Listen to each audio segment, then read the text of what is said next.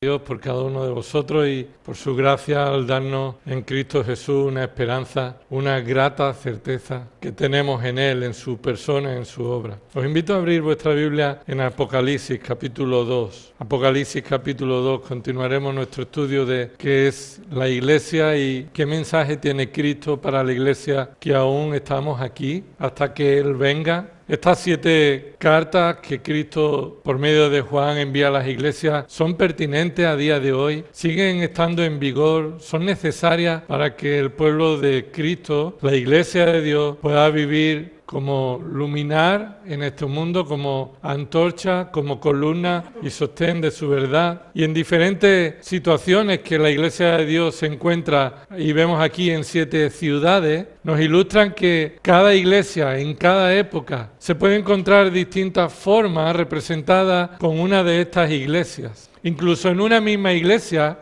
se puede dar distintas formas y situaciones como aquí podemos encontrar en cada una de estas iglesias. Y estamos en el capítulo 2, versículo 18, el mensaje que Cristo tiene para el ángel de la iglesia en Tiatira. Vamos a leer el texto. Apocalipsis capítulo 2, versículo 18. Y escribe al ángel de la iglesia en Tiatira: el Hijo de Dios, que tiene ojos como llama de fuego y cuyos pies son semejantes al bronce bruñido, dice esto: yo conozco tus obras, tu amor, tu fe, tu servicio y tu perseverancia, y que tus obras recientes son mayores que las primeras. Pero tengo esto contra ti, que toleras a esa mujer Jezabel, que se dice ser profetisa, y enseña y seduce a mis siervos a que cometan actos inmorales y coman cosas sacrificadas a los ídolos. Le he dado tiempo para arrepentirse y no quiere arrepentirse de su inmoralidad. Mira, la postraré en cama y a los que cometen adulterio con ella los arrojaré en gran tribulación,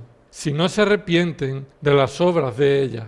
Y a sus hijos mataré con pestilencia, y todas las iglesias sabrán que yo soy el que escudriña las mentes y los corazones, y os daré a cada uno según vuestras obras. Pero a vosotros, a los demás que están en Tiatira, a cuantos no tienen esta doctrina, que no han conocido las cosas profundas de Satanás, como ellos las llaman, os digo: no os impongo otra carga. No obstante, lo que tenéis, retenedlo hasta que yo venga. Y al vencedor, al que guarda mis obras hasta el fin, le daré autoridad sobre las naciones, y las regirá con vara de hierro, como los vasos del alfarero son hechos pedazos, como yo también he recibido autoridad de mi Padre. Y le daré el lucero de la mañana. El que tiene oído, oiga lo que el Espíritu dice a las iglesias. Hemos estado viendo en esta iglesia de Tiatira, y recuerda que era una ciudad, esta ciudad era conocida por los gremios de distintos trabajos y los sindicatos que en esta ciudad estaban organizando cada gremio laboral,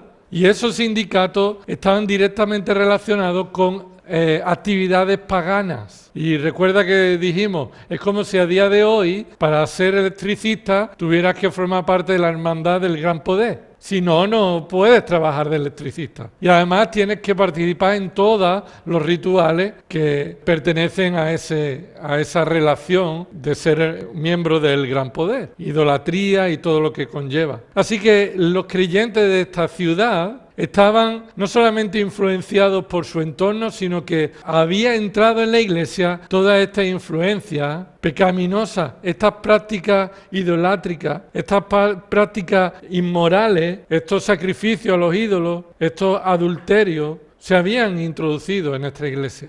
Esta iglesia de Tiatira puede ser conocida como la iglesia tolerante. Resumido de una palabra, esta es la iglesia tolerante. Y la iglesia tolerante es lo que Cristo tiene en contra de esta iglesia, que tolera, versículo 20, que toleras a esa mujer. Y no es porque sea mujer, sino que además de ser mujer que está influenciando con su doctrina a la iglesia, en una posición de liderazgo, además su doctrina le lleva a pecados y actos inmorales y seduce y engaña a los siervos de Dios. Lo que Cristo dice de sí mismo lo vimos, Él es el Hijo de Dios. Él tiene la autoridad sobre la iglesia y su conocimiento y juicio es tan profundo como lo son los ojos como llama de fuego. Y sus juicios son tan determinantes y definitivos como lo son unos pies tan duros como el bronce bruñido. Así que llegamos al punto de que Cristo conoce a esta iglesia, Cristo tiene en contra de esta iglesia que es tolerante con la falsa doctrina y las prácticas pecaminosas dentro de la iglesia. Y en cuarto lugar vamos a ver en esta tarde lo que Cristo manda a su iglesia, lo que Cristo manda a su iglesia. Tres cosas Cristo manda a su iglesia en esta carta. En primer lugar, lo vemos en el versículo 22. ¿Qué es lo que Cristo manda en el versículo 22? Mira. Esa palabra mira no es una palabra cualquiera, no es una palabra para embellecer o para iniciar una frase. No, esa palabra es un mandato. Pon atención, observa con atención lo que va a suceder. Y ese mira, Cristo está diciendo, está mandando especialmente al liderazgo de la iglesia que observe lo que Cristo va a hacer contra esa mujer Jezabel, que no es su nombre sino su tipo, una mujer tan mala como Jezabel del Antiguo Testamento. Cristo va a traer un juicio sobre ella y sobre todos los que han ido detrás de ella. Así que ese es el primer mandato, mira. El segundo mandato lo observamos en el versículo 25. Versículo 25, retenedlo. ¿Lo ves ahí? Ese es un verbo en forma imperativa. Igual que mira está en forma imperativa, una orden, retenedlo también está en forma imperativa. Y aquí está diciendo el versículo que lo que tenéis, dice ahí, versículo 25, lo que tenéis, retenedlo hasta que yo venga. Lo tercero que se manda en esta carta está en el versículo 29 y está en todas las cartas. Aparece en todas las cartas. Termina la carta diciendo el que tenga oído, ¿qué dice? Oiga. Y eso es un mandato. Cristo está diciendo a su iglesia que ponga atención a su palabra. Ahora, ¿qué significa estas tres cosas? Hemos visto tres mandatos. ¿Qué significa estos tres mandatos? En primer lugar, el mandato de mira. Cristo nos llama a considerar que el pecado no quedará sin castigo. Seremos testigos. Observemos, abramos los ojos. Hermano, el pecado no quedará sin castigo. Y a un liderazgo que es tolerante con el pecado en la iglesia, y a una iglesia que tolera el pecado en la iglesia de Cristo, Cristo les dice a esa iglesia y al liderazgo, pon atención porque todo pecado será castigado. No habrá miramiento. Cristo no tiene tolerancia con el pecado en su iglesia. Por eso ahí Cristo nos llama a que consideremos, observemos con atención cómo Él va a actuar con juicio contra aquellos que afectan a la iglesia y causan con tolerancia el desvío y el pecado. Pero no vamos a entrar más en este detalle porque lo veremos más adelante cuando veamos lo que Cristo advierte a la iglesia, lo que Cristo advierte a esta iglesia. Pero aquí, recuerda, Cristo nos llama a considerar que no hay pecado que no vaya a ser castigado en su iglesia. Nos llama la atención. Mira, ¿tú toleras eso? Pues pon atención, voy a acabar con ello. Y además un punto de testimonio cuando dice el versículo 23, observa ahí versículo 23, y a sus hijos mataré con pestilencia y todas las iglesias sabrán que yo soy el que escudriña las mentes y los corazones y os daré a cada uno según vuestras obras. Así que termina la frase que comienza diciendo Cristo, mira, diciendo, todos van a ver en vosotros cómo Cristo cuida de su iglesia. Cómo Cristo examina a su iglesia y no va a dejar sin castigo el pecado. Así que eso nos llama a todos a considerar la gravedad del pecado en nuestra vida. Cristo murió por todos nuestros pecados. Pero cuando el creyente vive en el pecado, se acostumbra al pecado, tolera el pecado en su vida, Cristo va a actuar con disciplina. Así que nos llama la atención a considerar esto. ¿Qué significa retener lo que tenéis? Retener. Y aquí sí vamos a dedicar más tiempo en esta tarde. Retener lo que tenéis. Lo podemos resumir de esta manera. Cristo aquí está mandando a aferrarse a lo que hemos recibido por gracia en Cristo.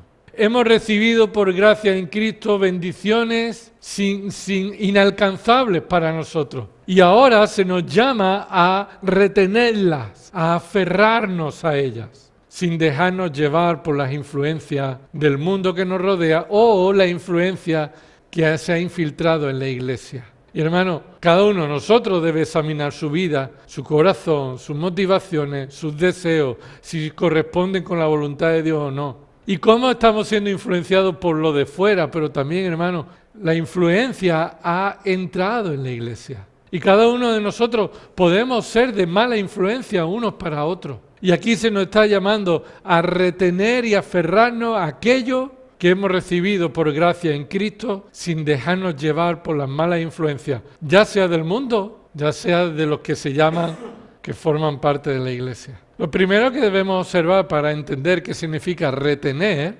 qué significa el mandato de Cristo sobre retener, consiste en hacernos esta pregunta. ¿A quién le está dando el mandato? ¿A quién Cristo le dice que deben retener? ¿Quiénes son aquellos que deben retener lo que han recibido?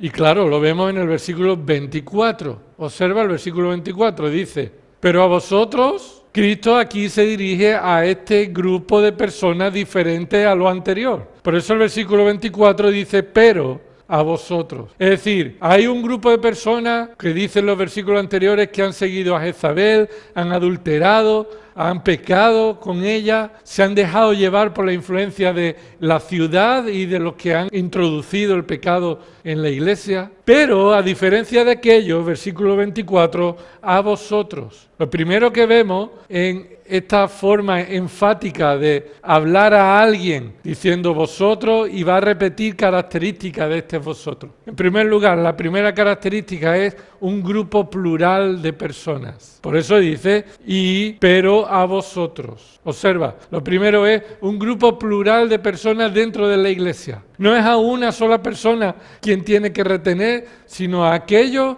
que dentro de la iglesia son diferentes a los que toleran el pecado. Así que son plurales. Segundo, dice ahí, pero a vosotros, a los demás que están en Tiatira. ¿Qué significa los demás que están en Tiatira? Bueno, estos son los que están viviendo en medio de la influencia de esta ciudad pecaminosa, que forman parte de esta iglesia. Se está refiriendo a la congregación de la iglesia que está siendo influenciada por el pecado, pero que no solamente forman parte de la iglesia. La tercera característica dice, versículo 23, a cuantos no tienen esta doctrina. Es decir, a vosotros, los que vivís en Sevilla, y está Cristo enfatizando, poniendo atención quiénes son los que a quienes se dirige para darle este mandato. Y se caracteriza porque, a pesar de que viven en el mismo entorno, en la misma iglesia, se diferencian de los otros porque no tienen la misma doctrina.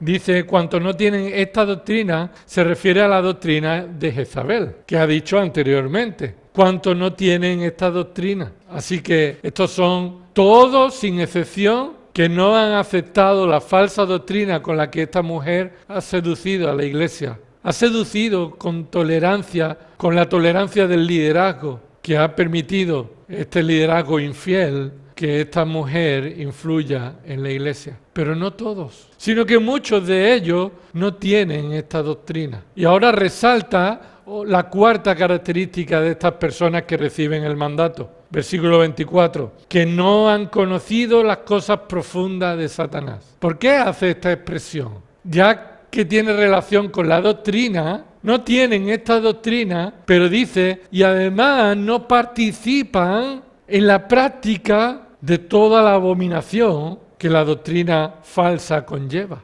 Lo que está aquí es resaltando la gravedad a la que muchos han caído en esa iglesia. Muchos han caído en la gravedad de la lujuria, de las cosas profundas de Satanás. ¿Por qué dice cosas profundas de Satanás? Mira, esto es lo que los que tienen esa falsa doctrina lo llamaban. Por eso dice el versículo 24, como ellos las llaman. Eran prácticas que, según aquella doctrina falsa, era permitido profundizar en las cosas abominables de Satanás con algún propósito bueno. Podríamos decir que es lo mismo que decían algunos en Romanos capítulo 6. ¿Recuerda que dice Romanos capítulo 6, versículo 1? Abundaremos en el pecado ¿no? ¿Continuaremos en el pecado para que la gracia abunde? Y muchos estaban tomando esta doctrina. Yo quiero resaltar la gracia de Dios, por tanto voy a pecar mucho más para que la gracia sobreabunde.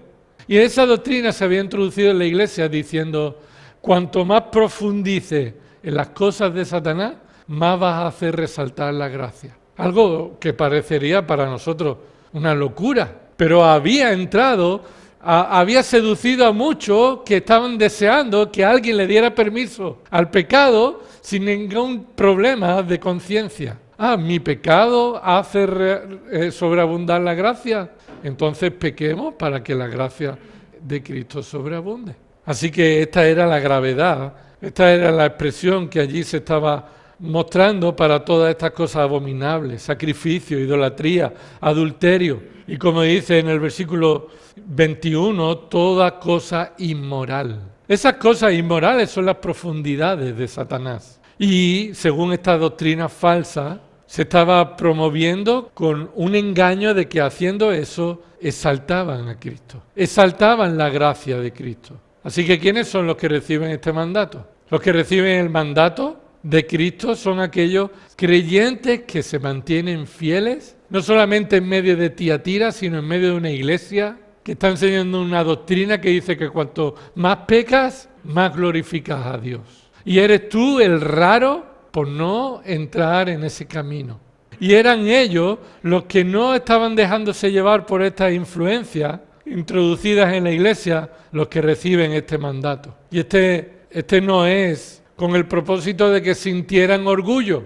Vosotros los fieles, los que por vuestros méritos, por vuestro esfuerzo, podéis manteneros fieles.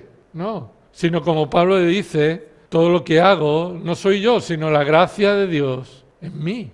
Así que esto no era motivo para estas personas de sentirse orgullosos y soberbios, de decir, mira que yo no soy tan malo como otros. No, estás perdiendo de vista la realidad de tu corazón. Estas personas eran fieles no porque confiaran en su fortaleza, sino confiaban en la obra del Espíritu Santo en sus vidas, en la obra de Cristo para con ellos, a favor de ellos, y en la elección y la preservación del Padre para cuidarlos de esa situación. En segundo lugar, después de que hemos visto quién recibe este mandato, veamos qué significa este mandato. ¿Qué significa retenerlo? En segundo lugar, ¿qué significa lo que se le está mandando de parte de Cristo? La respuesta la encontramos al final del versículo 24 y en el comienzo del 25. Porque el mandato no es solamente retenerlo, tiene que ver con lo último que vemos en el versículo 24. Observa, dice el versículo 24, os digo, ¿veis eso? A vosotros os digo, y eso es como un sinónimo de un mandato. Os digo algo, os voy a expresar algo. Y observa que dice, no os impongo otra cosa.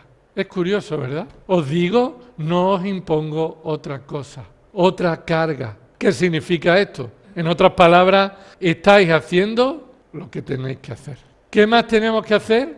Seguir haciendo lo que estáis haciendo. Lo que Cristo le dice a estas personas, resaltando que ellos no se han dejado llevar por las influencias pecaminosas y se mantienen fieles, Cristo les dice algo. Estáis haciendo lo que tenéis que hacer. No impongo nada más. No es culpa de vosotros lo que están haciendo esas personas. No os debéis dejar de llevar por lo que otros hagan, aunque os parezca que sois bichos raros. Estáis haciendo lo que tenéis que hacer. Bueno, pero es que muchos hacen otra cosa. ¿Qué debemos hacer? Y Cristo le dice, no os impongo otra carga. No hay nada más que tengáis que hacer. Estáis haciendo lo que tenéis que hacer. Y un creyente, hermano, que se mantiene fiel ante las influencias que pretenden desviarnos de Cristo y del Evangelio, escucha, aplicando en nuestra vida el Evangelio, un creyente que desea mantenerse fiel no debe complicarse más la vida. Es sencillo. Cristo simplifica la ecuación. ¿Qué debemos hacer? Lo que estás haciendo, mantente fiel. Mantente fiel. No debes hacer más de lo que ya estás haciendo. Parecería que esto estamos poniéndolo fácil, pero no, al contrario. Esto es difícil. Es más, esto es imposible. Para nosotros, mantenernos fieles ante la influencia del mundo y de lo que la Iglesia se introduce, para nosotros es imposible. Es por la gracia de Dios que podemos hacerlo. Pero cuando somos fieles y deseamos ser fieles, ¿qué es lo que nos queda por hacer? Observa el mandato. Lo único que se le pide se expresa en el versículo 25 como un contraste. ¿Cómo empieza el versículo 25? No obstante. No obstante, ¿qué significa? Esa es una palabra que significa un contraste. Es decir, sería así en este contexto. No os impongo otra carga más, pero retened lo que tenéis. No os impongo más carga, otra carga, pero pon atención, no te olvides, debes continuar haciendo esto. Retén lo que has recibido. Significa esa palabra retener, significa hacer preso, confiscar, sujetar. Significa echar mano, significa apresar o abrazar. Esa palabra retener aparece sobre todo en los evangelios y en Hechos. Y describe los actos que literalmente sucedieron. Por ejemplo, cuando dice que Juan el Bautizador fue prendido y atado por Herodes. Mateo capítulo 14, versículo 3. Se utiliza esa palabra. Apresar a alguien y encadenarlo. Los enemigos de Jesús tramaban cómo apresar, cómo prender, cómo retener. Utilizan el mismo verbo para matarlo, como dice Mateo 26, 4. La mayoría de las veces que se utiliza esta palabra retener, se usa en un sentido sobre cómo los enemigos de Jesús querían hacer contra Jesús para apresarle. Pero en otras ocasiones se usaba este verbo prender, describiendo la forma en que Jesús hacía milagros. Por ejemplo, Jesús tomó la mano de la suegra de Pedro, que tenía una gran fiebre, y la sanó tomándola de la mano, y esa es la misma palabra, retener. La tomó de la mano y la sanó, como lo vemos en Marcos capítulo 1, versículo 31. También Jesús, para sanar a una niña que estaba muerta, y le dijo, niña, a ti te digo, levántate, lo hizo tomándola de la mano, y ese es el mismo verbo, agarrándola, prendiéndola, reteniéndola con la mano, como dice Marcos 5:41. En este contexto inmediato de Apocalipsis lo vemos también. Apocalipsis capítulo 2, versículo 1. Vemos ese verbo ahí, retener, y lo vemos describiendo cómo Cristo se describe a sí mismo y dice, Cristo es descrito como aquel que tiene las 7 estrellas en su mano derecha. Ese verbo tiene es el mismo verbo apresar, sostener, retener, sujetar con firmeza. Con claridad está haciendo referencia al gobierno de Cristo sobre el liderazgo de su iglesia y el cuidado que Él tiene de ella. Ahora, ¿qué significa que Cristo le mande que retengan lo que tienen? En un sentido, lo que Cristo está mandando a los creyentes que son fieles está en un sentido figurado, no literal. No se le está mandando a retener con la mano algo físico, sino algo espiritual. A hacer lo mismo que haría físicamente, pero hacerlo en un sentido espiritual. Del mismo modo que una mujer se aferró a los pies de Jesús, le abrazó los pies y utiliza el mismo verbo, el creyente fiel debe abrazar aquello que ha recibido, para que nadie lo suelte de ahí. Y ese tiene un sentido no físico, sino espiritual. Este pasaje se puede entender cuando lo comparamos con otros pasajes y mandatos del Nuevo Testamento, que al creyente se le manda a hacer lo mismo, a retener.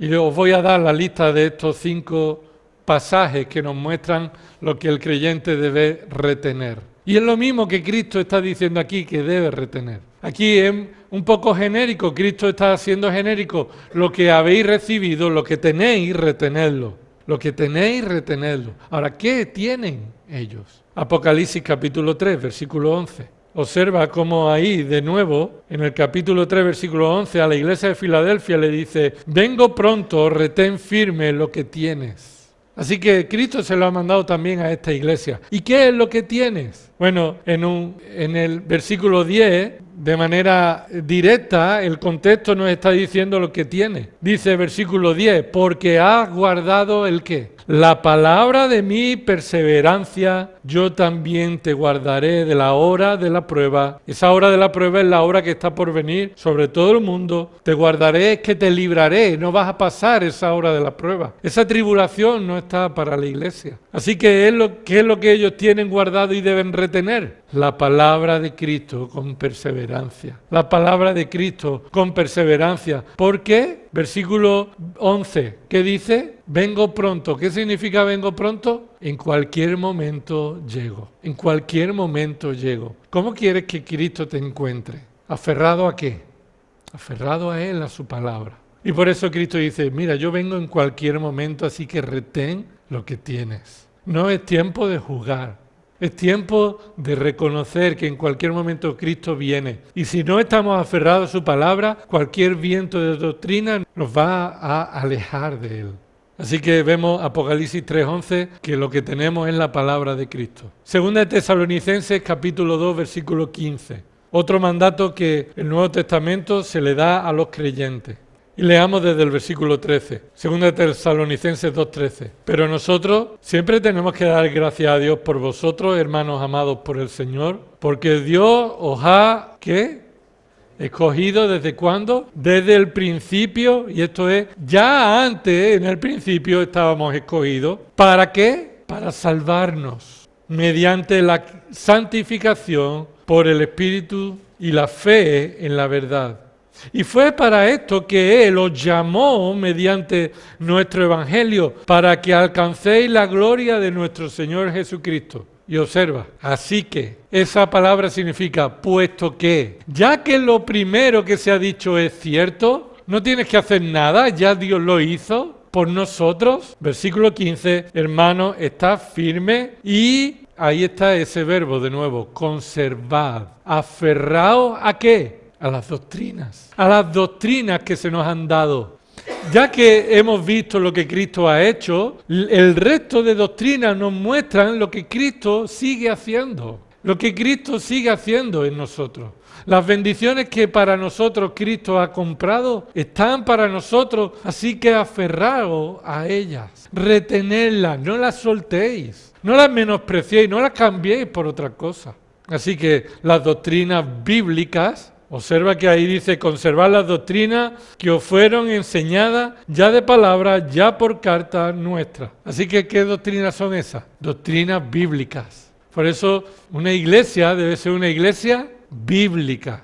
Da igual su historia, da igual su rama evangélico o no evangélico, bautista o lo que sea. Una iglesia es llamada a ser una iglesia que bíblica, donde la palabra de Dios es el centro y donde nos aferramos a lo que Dios ha dicho y Dios ha revelado. Así que eso es otra cosa que la iglesia debe conservar. Colosenses capítulo 2, la tercera. Colosenses 2, 18 y en el 19 está el mandato. Observa el 18, dice, nadie os defraude de vuestro premio. Eso defraude de vuestro premio es nadie os tangue, os engañe, os defraude, o un tongo, nadie os venda, os dé gato por liebre. Nadie te venda una falsificación. No dejes de defraudar por el premio. Deleitándose en la humillación de sí mismo, en la adoración de los ángeles basándose en visiones que ha visto, hinchado sin causa por su mente carnal. Es decir, una persona que aparentemente tiene revelación, pero no es bíblica. Alguien que aparenta una piedad externa. Dice que se deleita en la humillación de sí mismo. Parece que es una persona que se humilla, que se deleita humillándose. No, esto no es cierto. Es una persona que tiene una mente carnal, una mente no renovada, una mente no regenerada. Así que nadie os defraude vuestro premio. ¿Cuál es nuestro premio? Versículo 19. Pero no haciéndose a la cabeza, de la cual todo el cuerpo, nutrido y unido por las coyunturas y ligamentos, crece con un crecimiento que es de Dios. ¿A qué debemos aferrarnos? A mantenernos fieles a la obra que Cristo ha hecho en nosotros como nuestra cabeza, como nuestro liderazgo. como aquel que es la cabeza del cuerpo, y nosotros todos unidos y nutridos estamos creciendo con un crecimiento que Dios da. Pero el crecimiento que Dios da es cuando nosotros estamos unidos en la vid. ¿Cuál vid? La vid verdadera. Y el Padre, que es el labrador, nos poda, nos limpia para que demos más fruto. Así que nosotros no nos dejemos engañar con falsificaciones del premio que ya tenemos. ¿Cuál es el premio? La cabeza.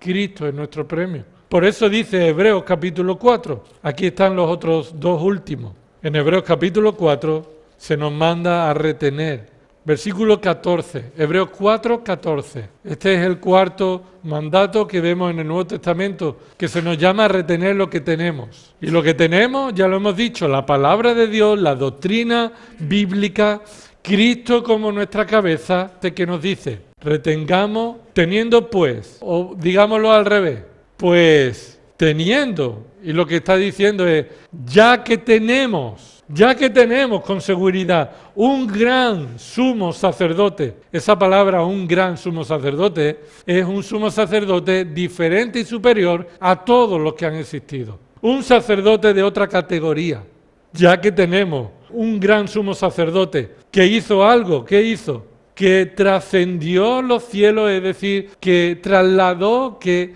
profundizó en lo más profundo de la gloria. Ese cielo se refiere a la gloria de Dios. Jesús, el Hijo de Dios, que entonces nos dice, retengamos lo que se nos ha dado. ¿Y qué se nos ha dado? Nuestra fe. Retengamos nuestra fe. ¿Qué significa fe aquí?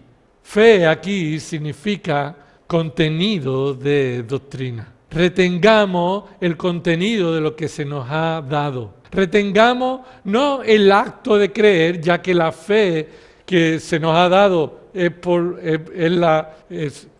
nosotros creemos por la fe que Dios nos ha dado por gracia, según Efesios 2:8. Así que si hemos recibido una fe que no venía de nosotros no podemos retenerla, sino que nosotros debemos poner atención a aquello que debemos creer, el contenido de aquello que debemos creer. No está en nosotros la capacidad de creer más o menos, está en nosotros la dependencia para aferrarnos a aquello que debemos creer. Así que retengamos nuestra fe, que proviene y depende de Cristo, nuestro único y supremo sumo sacerdote.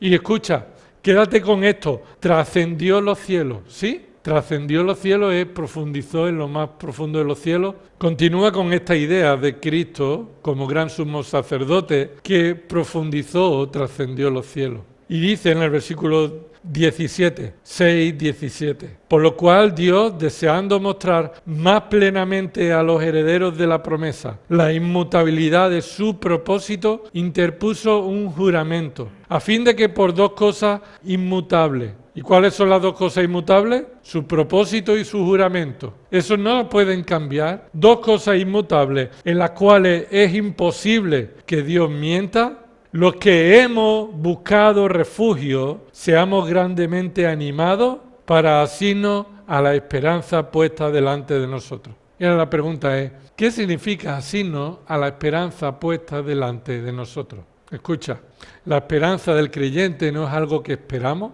es algo que estamos seguros. No es algo que deseamos que suceda, es algo que estamos seguros que sucederá. La esperanza no es un anhelo, la esperanza es una certeza. ¿Y qué es la esperanza que está puesta delante de nosotros? Mira, lo dice y lo explica el 19. Mira el 19. La cual se refiere a ¿qué? La esperanza que tenemos delante de nosotros, la esperanza que tenemos como ancla del alma. Así que es una esperanza puesta delante de nosotros, es una esperanza que es un ancla para tu alma. ¿Cuál es? Mira, una esperanza firme y segura, una esperanza segura y firme, y que penetra hasta detrás del velo. ¿Quién penetró en los cielos? Mirad, dice el versículo 20, donde Jesús entró por nosotros, como precursor, como primero, como iniciador, hecho según el orden de Melquisedec, sumo sacerdote para siempre. ¿Recuerda esa canción que cantamos, Cristo es el ancla? Tiene este sentido. Nos aferramos al ancla firme y segura, Cristo entró por nosotros al lugar santísimo una vez y para siempre, y esa es la seguridad, la certeza que nosotros debemos aferrarnos. ¿Debemos ser fieles? Sí. ¿Qué más debemos ser? Cristo dice, no os pongo más carga. Ser fieles y perseverar en ello. Retened lo que habéis recibido, la palabra, la doctrina, la dependencia de Cristo como nuestra cabeza. Y por eso termina diciendo esta carta, el que tenga oído, que ponga atención. Que no ignoremos su palabra, que no ignoremos nuestra dependencia de su Espíritu Santo, que no ignoremos la promesa del Padre. ¿Cómo aplicamos esto? Dos aplicaciones rápidas. Mira con atención las advertencias. Mira con atención las advertencias. Mira con atención las advertencias. No menosprecies que Dios va a castigar el pecado. Aún va a disciplinar a su iglesia cuando es tolerante con el pecado. Segundo, no menosprecies tu fidelidad.